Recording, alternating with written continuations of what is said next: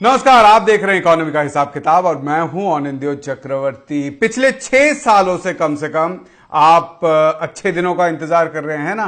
यही आने वाला है, अभी आने वाला है, यही आप सुनते आ रहे हैं। खैर, अगर आप आईएमएफ की माने, इंटरनेशनल मॉनेटरी फंड का, तो अच्छे दिन इस साल भी नहीं आएंगे, अगले साल भी नहीं आएंगे, क्योंकि आईएमएफ ने भारत के लिए एक भारी मंदी का प्रेडिक्शन किया है, ग्रेट रिसेशन का प्रेडिक्शन किया है। और आईएमएफ कह रहा है कि भारत की जो जीडीपी है वो पिछले साल की तुलना में 4.5% घटने वाली है, बढ़ेगी नहीं, घट जाएगी।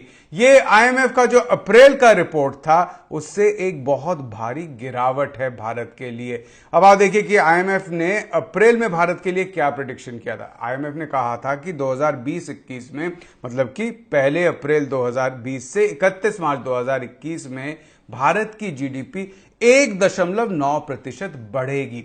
और अब 2 महीने बाद जून के प्रेडिक्शन में आईएमएफ ने इसको बिल्कुल उल्टा कर दिया है। आईएमएफ कह रही है भारत की जीडीपी 4.5% घट जाएगी।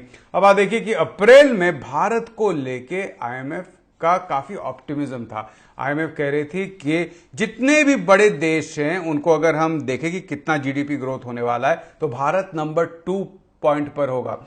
1.9% यानी 1.9% जीडीपी ग्रोथ कोविड 19 के बीच में एक अच्छा जीडीपी ग्रोथ है, यह आईएमएफ का कहना था। नंबर 2 पोजीशन भारत को दिया था। जून में जाकर भारत का पोजीशन नंबर 10 पर आ गया है। तो आप देखिए, नंबर 2 पे था, नंबर 10 पर आ गया है। और ये कैसे हुआ, इसी का हिसाब लगाएंगे आज के इस एपिसोड में।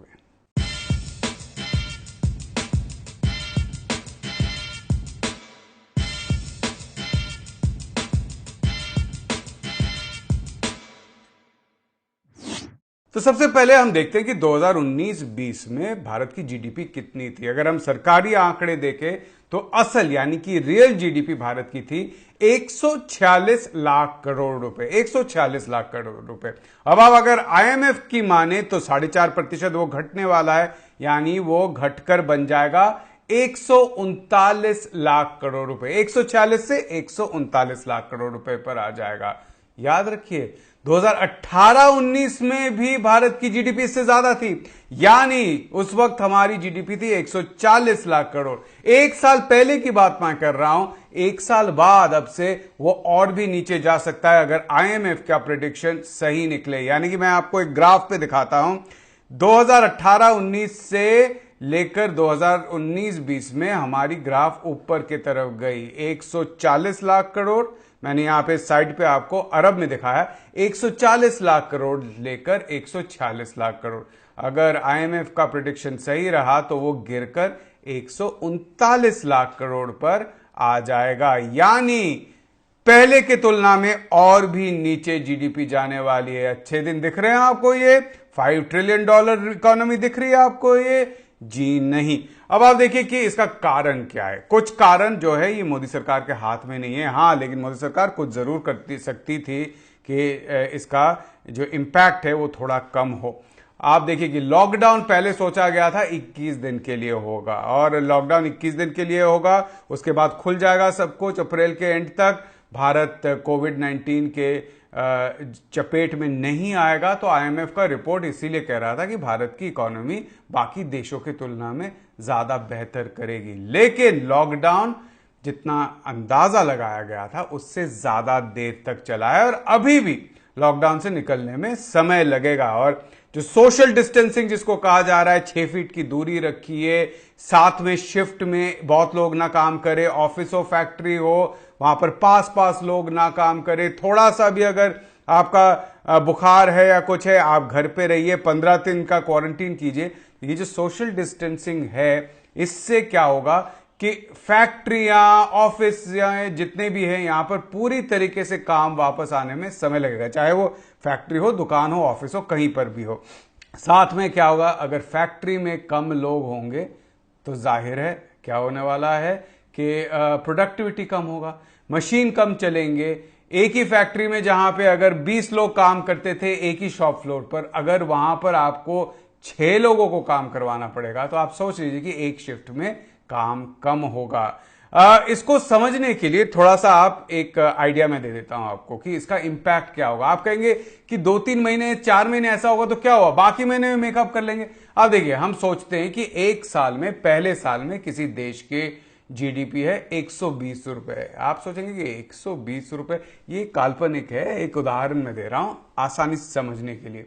120 रुपए सालाना जीडीपी मतलब हर महीने औसत 10 रुपए हुआ है ना। तो अब अगर हम सोचे कि अगले साल ग्रोथ इसका 10% होने वाला है, यानी कि जीडीपी जाकर कितना होगा, 132 रुपए।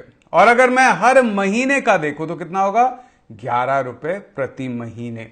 ये ईयर 2 की बात कर रहा हूं मैं, अगले साल जब जीडीपी 132 रुपए में जाएगी। अब अगले ईयर 2 में जहां पे 132 होना था, हर महीने 11 रुपए का टारगेट था जीडीपी करने का, वहां 4 महीने का लॉकडाउन हो गया और उन 4 महीनों में पूरी जो इकोनॉमी है वो सिर्फ 50% के रेट से काम कर पाई। तो कहां 11 रुपए प्रति महीने होना था, लेकिन हुआ 5.5 रुपए, आधा हुआ है ना। तो 4 महीने जब लॉकडाउन है या सोशल डिस्टेंसिंग ज्यादा है, 11 रुपए के रेट में कितना होना चाहिए था, 44 रुपए। 11 इंटू 4 44 रुपए, लेकिन वो नहीं हुआ है। हुआ कितना है, 5.5 रुपए के रेट से हुआ, यानी कि 50% से रेट से हुआ, यानी 22 रुपए। तो 4 महीने में 44 रुपए की जगह सिर्फ 22 रुपए की जीडीपी हुई है। बाकी 8 महीने में वही 11 रुपए के रेट से भी चले तो क्या होगा, 88 रुपए। 88 और 22 को आप ऐड कर लीजिए, कितना आएगा, 110 रुपए। यानी 88 और 22 दोनों को ऐड कर रहे हैं हम, 110 रुपए का जीडीपी हो रहा है अगले साल। 110 रुपए का जीडीपी, 8 महीने में 10% जीडीपी बढ़ी है, लेकिन बाकी महीनों में जीडीपी आधा हो गया है लॉकडाउन और सोशल डिस्टेंसिंग के चलते। और इसीलिए पहले साल में मैंने कहा था 120 होना था, और अगले साल में कितना हुआ, 110। कितना होना था, होना था 10% का ग्रोथ, है ना, लेकिन हुआ कितना है, -8% जीडीपी घट गई है। यानी 10% का ग्रोथ ना होकर 8% जीडीपी घट गई है। तो अब देखिए आप, 8% जीडीपी घट गई। बिल्कुल उसी तरीके से आईएमएफ भी कह रही है कि 4 महीने, 3-4 महीने का जो लॉकडाउन है या सोशल डिस्टेंसिंग है, लोग काम पर वापस नहीं आ रहे हैं, सारे हेल्थ कॉस्ट सब कुछ आप अगर मिलाएंगे तो जीडीपी का ग्रोथ होने के जगह 4-5% जितना भी भारत का हो रहा था, और 2% जो आईएमएफ ने अप्रैल में कहा था, उसके जगह होने वाला है 4.5% जीडीपी में, जीडीपी घटने वाली है भारत की। और आईएमएफ ने कहा है सिर्फ भारत के लिए नहीं, लेकिन सारे जितने भी विकासशील देश है या गरीब देश जो हैं, उनमें गरीबी और भी बढ़ेगी, क्योंकि उनका कहना है कोविड-19 के चलते जितना भी डिसरप्शन हो रहा है, काम में विघटन आ रहा है, उसके चलते गरीब लोगों का प्रॉब्लम और भी बढ़ेगा। और इसलिए सरकारों को वो कह रहे हैं कि थोड़ा आप सावधानी बरतिए। तो सवाल क्या है, आईएमएफ जो कि सारे सरकारों को कहती रहती है, 1980 से कहते आ रही है कि आप लोग खर्चा मत कीजिए, आप प्राइवेट सेक्टर को बढ़ावा दीजिए, वही आईएमएफ आज कह रही है कोविड-19 के चलते कि आप जितने भी लोग हैं जिनके पास काम नहीं है उनको प्रोटेक्शन दीजिए, उनको कोई कैश दीजिए, उनका जिसको अंग्रेजी में डोल कहते हैं, अनएम्प्लॉयमेंट बेनिफिट कहते हैं, इसको बढ़ावा दीजिए, ज्यादा लोगों को दीजिए, क्योंकि बहुत सारे लोगों का नौकरी जाने वाला है। साथ में वो कह रही है कंपनियों को आप थोड़ा सा सब्सिडी दीजिए ताकि वो लोगों को अपना वेतन दे पाए, मजदूरी दे पाए, जिसको पेरोल असिस्टेंस कहा जाता है। ऐसा अमेरिका में हो रहा है, पेरोल असिस्टेंस दिया जा रहा है। अमेरिका में कंपनियों को लोन दिया जा रहा है, कहा जा रहा है अगर इस लोन को आप लोगों का वेतन देने में इस्तेमाल करेंगे तो आपको ये लोन वापस देना नहीं पड़ेगा। और इसके चलते अमेरिका में, मैंने पहले भी आपको कहा है, अमेरिका में इसके चलते रिकवरी ज्यादा तेजी से आ रही है। जितने भी इकोनॉमिस्ट सोच रहे थे उससे अच्छा एक रिकवरी अमेरिका में हुआ है। साथ में आईएमएफ कह रही है कि आम आदमी को भी आप टैक्स कम कर दीजिए, और जितने भी बिजनेस है जिनका घाटा हुआ है उनको भी थोड़ा टैक्स में छूट दीजिए। सरकार के टैक्स में छूट दे रही है। मुझे जितना पता चल रहा है सरकार ने तो टैक्स बढ़ा दिया है। आप देखिए कि पेट्रोल डीजल पर सरकार ने टैक्स बढ़ा दिया है, जहां पे दुनिया भर में पेट्रोल डीजल के दाम घट रहे हैं, हमारे देश में बढ़ रहे। क्यों? क्योंकि सरकार टैक्स ज्यादा ले रही है। कहां छूट देना था, वहां पर मोदी सरकार ज्यादा पैसे ले रही है। आईएमएफ ने सभी देशों को कहा कि आप पब्लिक से स्पेंडिंग बढ़ाइए, यानी कि लोगों को काम दीजिए, इंफ्रास्ट्रक्चर पर स्पेंडिंग बढ़ाइए, प्राइवेट सेक्टर पे मत छोड़िए पूरा का पूरा, क्योंकि प्राइवेट सेक्टर काम नहीं दे पाएगी। क्या ये मोदी सरकार कर रही है? हमें अभी तक नहीं दिख रहा है। हाँ, खैर गांव में कुछ स्कीम चलाए हैं जहां पे लोगों को, वही वाली स्कीम है, मनरेगा है, ये स्कीम है, वो स्कीम है, जो बजट में पहले ही पैसे दे चुकी है। उन स्कीम में मोदी सरकार ने कुछ पैसे जरूर दिए हैं और उससे कुछ लोगों को शायद काम मिलेगा, और उस काम से ज्यादा वेतन नहीं है, बिल्कुल सब्सिस्टेंस जिसको कहते हैं वैसा ही रहेगा। साथ में आईएमएफ कह रही है कि देखिए, जब तक लोग वापस आएंगे काम में, तब तक हो सकता है कि दुनिया की इकोनॉमी बदल जाए। यानी कि लोगों को इस वक्त ट्रेनिंग दिया जाना चाहिए, जितने भी मजदूर हैं उनको ट्रेनिंग दीजिए, ताकि वो आने वाले पीढ़ी की जो इकोनॉमी है उसमें काम कर सके। और साथ में जितने भी कंपनियां हैं उनको आप छूट दीजिए अगर वो लोगों को काम पर रखेंगे। जितने भी कंपनियां नौकरी पर लोगों को रखेंगे उनको कोई ना कोई छूट दीजिए, जिसको हायरिंग इंसेंटिव कहा जाता है। चाहे कुछ सब्सिडी दे दीजिए इनपुट पर, अगर वो स्टील खरीदती है, सीमेंट खरीदती है, उसको सस्ते में दे दीजिए सरकारी गोदामों से, या आप उनको टैक्स की छूट दिए। इसी से कोविड-19 से निकलने का चांस मिलेगा। लेकिन एक चीज आप याद रखिए, ये सारे जितने चीजें हैं ना, ये सब हमारे देश में पहले भी हो चुकी है। इसको नेहरूवियन सोशलिज्म कहा जाता था। वो 90 के दशक से पहले होता था, 80 के दशक से पहले होता था।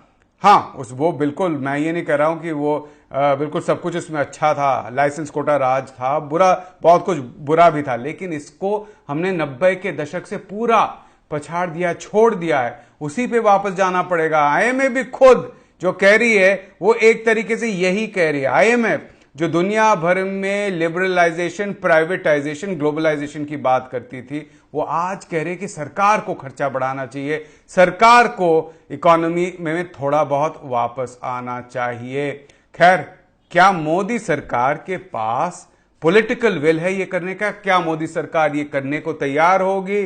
खैर, इसी से पता चलेगा हमको कि और कितने दिन हमें अच्छे दिन का इंतजार करना पड़ेगा।